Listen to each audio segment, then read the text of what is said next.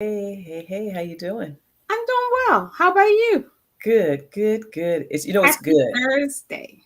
It is. It's a good Thursday, and we're coming up on the weekend. We love those couple days we get to just relax. I'm gonna call it R&R time for most people, Yeah. right?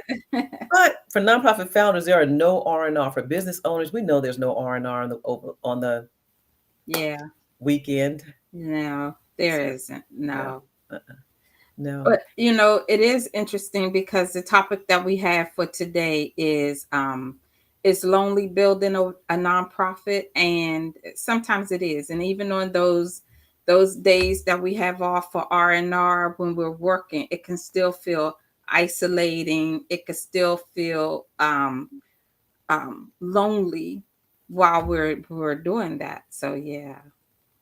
It So really is. you build your nonprofit by yourself. You could probably really talk to us more about what it feels like to have this alone time. hmm It really is. It could be really. You know how they say it's lonely at the top.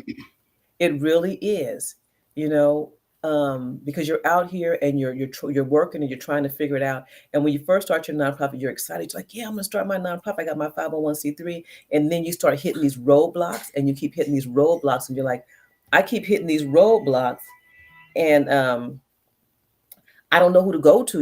It's like, and then you go home and you tell your spouse or your loved one, you're like, this is what happened, and this is what happened, and then after a while, you keep telling them, and they're like, right? Because they don't want to hear a lot of it all the time because you're always telling them there's always something that's going on. And it's like, who do you talk to? When you're really first building your nonprofit, who do you talk to? And then I'm gonna also say, as you're building it, as you move on and as you get bigger and bigger and bigger, the more people you can talk to actually get smaller and smaller and smaller unless you have established your own support system, a mentoring. But the bigger you get, the lonelier it could be. It's so funny you said that. I heard this term yesterday. It's called echo chambers. And the higher up you go, the more you have these echo chambers where everyone's kind of just saying the very same thing. No new information. No one is sharing new information because it's not coming in to that small group. I also wanted to just add too that sometimes when you're doing this work, it's not even that you are doing the work alone or you have a spouse. Some people don't have anyone else. And so it's, definitely lonely when you have no one else to talk to, and no one understands what you're doing. Sometimes you even start a nonprofit and you don't understand what you're doing. Mhm, So it mhm. makes it just, that much harder sometimes to, um, yeah. It really is. I know when I was building my nonprofit in my baby stages, I I started having staff and volunteers. So if you have a problem with the staff person, you can't tell another staff person about it.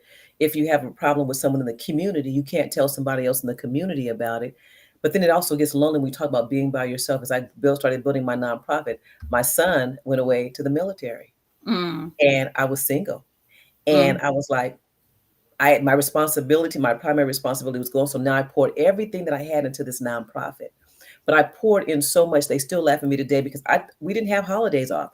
If it wasn't the major holidays, but the mini holidays, they're like, how come we don't get enough? I'm like, why? We need to work. Right. So I right. threw myself into work. Right.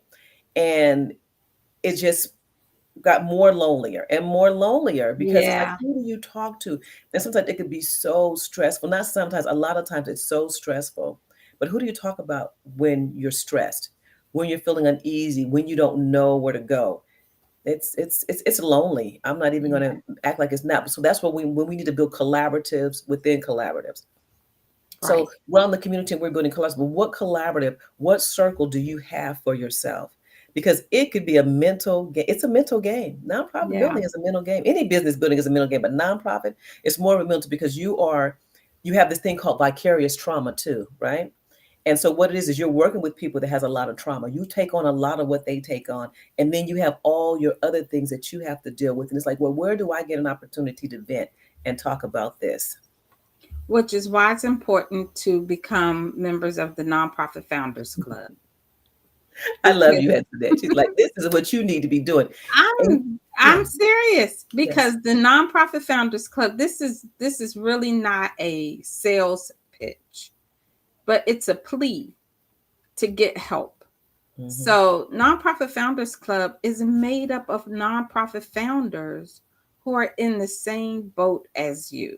This is not a new situation. It's not we're not making this up. This isn't like a figment of your imagination. The loneliness is real. Yeah. Hmm. And it really is. And that's one of the reasons, that's how the Nonprofit Founders Club was birthed. Because during my years as I was building my nonprofit, I was like, who do I go to? Who would I talk to? It's lonely. And sometimes I would be like, I'm pissed.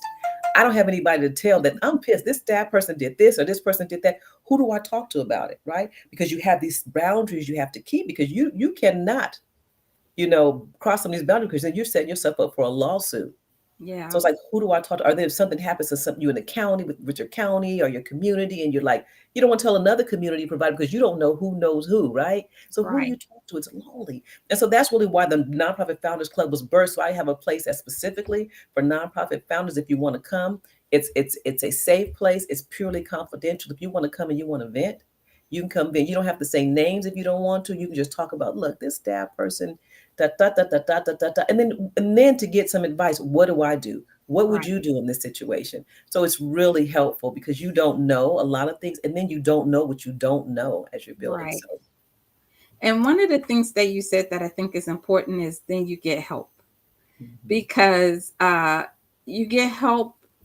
Everything we do, we have to always keep moving forward.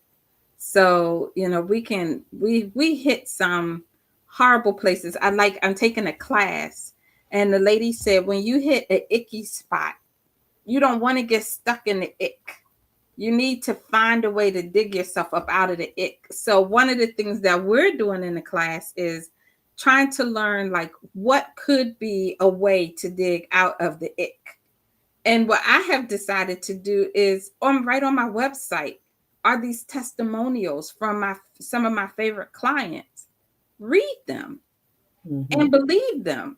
mhm, So, how can you figure out a way to dig yourself up out of the ick? How can you figure out a way to um, break through some of the loneliness? The Nonprofit Founders Club. mhm. Yes, yes. And and it's funny, because even the greatest people, they get support. You look at your athletes, your singers, your actors. No one really seeks out to do this stuff alone. Yeah, And one of the things that and I know this is going off a little bit, but one of the things I want people to really take a look at, this is hard and this is challenging, and the suicide rates are so high. yeah, And sometimes when we get so stressed of whatever situation that's going on in our life, but if you're so stressed about building your nonprofit, you put all your eggs in this basket, you want it so bad, and you're just like, I'm not achieving it. And these things are happening to me. I didn't know I wasn't supposed to do this, and I made a mistake. People think, you know what? I think I'm just done. I don't want to do this anymore. So we want to make sure that we keep that suicide rate down, the depression down, the anxiety. Those are things that we need to support each other, because this is everyday life. We're picking up these things, but then now when we do our nonprofit, we've added on another layer that can yeah. cause extra stress and anxiety in our lives. Absolutely.